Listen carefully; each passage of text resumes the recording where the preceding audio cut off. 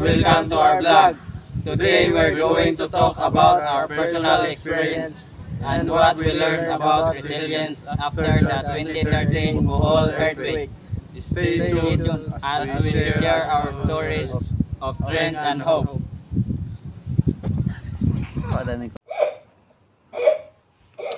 Hi guys, today I'm going to talk about my experience on Bohol earthquake on October 15, 2013. So, that time guys, me and my brother went to my uncle's house and then my mom and dad going to the municipality because they had a meeting.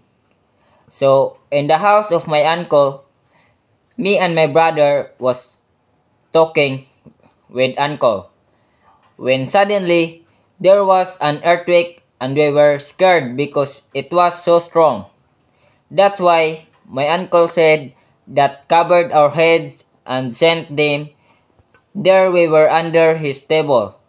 When the earthquake stopped, my uncle took us out immediately. We were there in the safety place. That's all.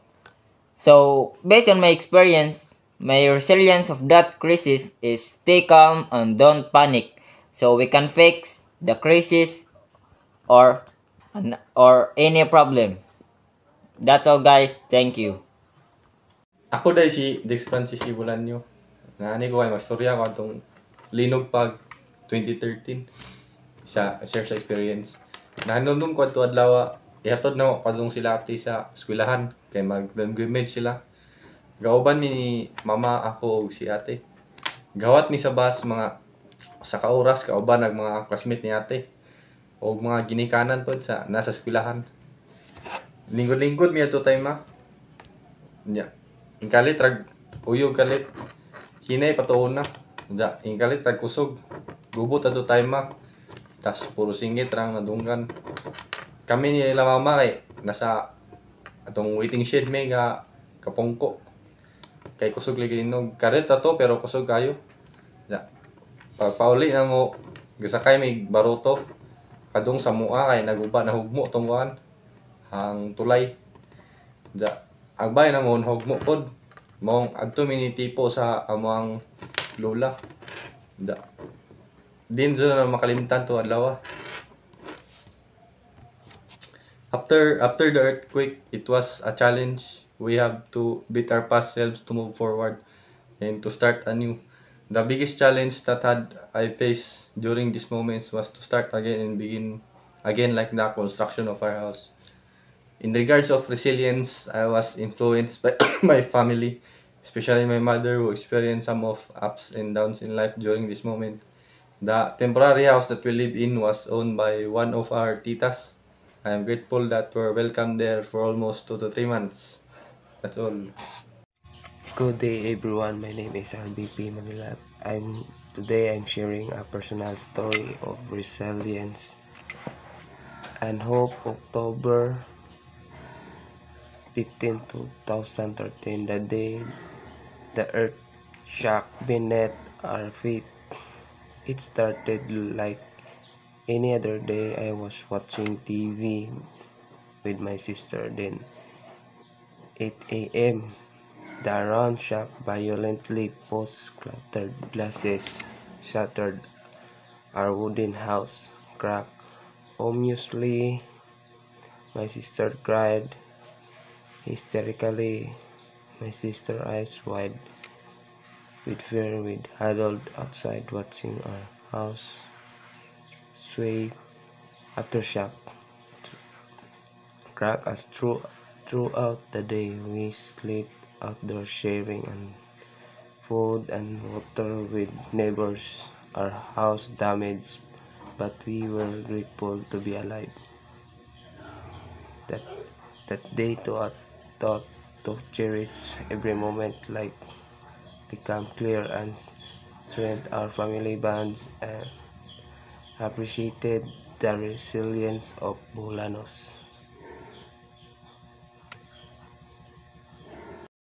Good day, I am Lawrence Tangob from Trinidad, Bohol, and this is my experience about Bohol earthquake 2013. It was October 15, 2013. na ako sa among dapit sa Trinidad ato nga time kauban sa akong pamilya sa buntag. Naka-decide mi nga ang gather mi og wingows ato nga time niya. Sa dihang nang harvest na mi og mga wingows, katingami kay niuyog ang mga bunga niya. Abi mig na iga-prang-prang para mauyog to. Ya, taud-taud naka hinong mi nga mo day to linog ng giday niya. Nagpanik mi tanan, na shock. Na una-una mi nga managan sa dapit nga wala yung mga tumbang nga kahoy nga patag nga lugar niya. Mo to grabing pagka-shock na mo kay grabe ka kusog nga linog among na imatngunan nato nga time. Samtang galinog ga pray mi sa ni Lord nga untay hunong na ang linog kay muna di na mo makaya niya kusog na kayo nga sa kadugayan ni hunong ang linog mo to naidali mig survey sa among bahay pamilya na mo mga labuans mo nya sa kaluis Ginoo way na nga unsa ang mga gamit na mo ang mga nga tumba mga butang rin ang guba walay tawo na matay sa among dapit. Mao tong time nakauna-huna ko sa kaguling nga importante kayo nga i-cherish na to ang mga moment nga makauban na to ang mga loved ones kay uta kay baog karon sa ata mawala diri sa kalibutan niya. Kalit-kalit lang ba magianta og mga trahedya nga to. That's all.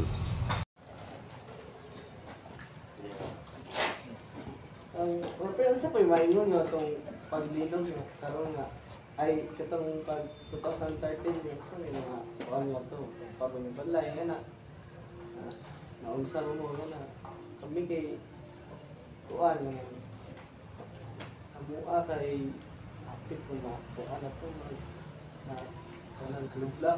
Ito ba so may kuhan mo ito? Di na gani ko ganahan yung mubalik itong earthquake ka to kay kating sugat. Ako ato ba gikan sa dito ra ko bahay ato may gani nakagawa sa bugko. Tumpag ang bahay ato. Katong linog gabi grabe ba. Tuman tanang tawo kita to ay sugayo. Unad pagkatawo na kato din mo experience ang pinakakusog nga linog yun. Yung expect ito pa ito pa basta may sulti ni mo ito pa nga katong sugar nga linog pa nga diba sa buhol. Tumal eh, brato. Padong yung magawa na to. Pilgrimage mo kasi simbahan, you know? May gani kay late among kuan. Among Niki, Ano mo to ipalitan ba? Timing. Timing ang may klase kita na eskwela niya na mo timing ang may klase niya. Timingan kita mo to yun. sabi nun, katong pagkahitabuha pa yung kuan din mo pre kanang di ba kamo ikaw nakasimbahan niya na diretso lugar kuan or gawas mo sa wala pa, padong pang yan to. Sa espilahan pang higo. ayos ko lahat. Gawat ang isa school bus ba? Ayos ko. May gani kay late ang kuan. Oo, pre. Ako lagi sa mukha, lagi pre. Sabi, namilango ba na pre nga nga hugno ito ang kuhan ito pre. Pag ning-collapse ang kuhan ba, yung doctor ito, si Stone.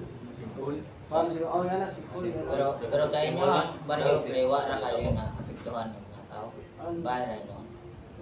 Isa ka bay nga haloblak nga ilang haloblak nga kuan murag kabok na buto nga karaan po na balay ito moto siya nga ni collapse no hapit maigo ang kuan gagaw na ko moto kami sa mua pod ang kuan pod na crack ang pod ang kuan na matagas pod ang mga ng plato nga na ito ano ba sa yung sud sa inyong balay pero sa may mga ano na mo na Wa din na connect sa mga ato pre. Halublak ko ng bayan to. Tanan na dugmok yun. Appeal rate na mga to perti kubaan layo kag lagbot ba. Wa mi na kuan na. Mo ato kay kahoy ang bayad wala kanang karaan ni bayad daw ligi style nga kahoy ko to ligi.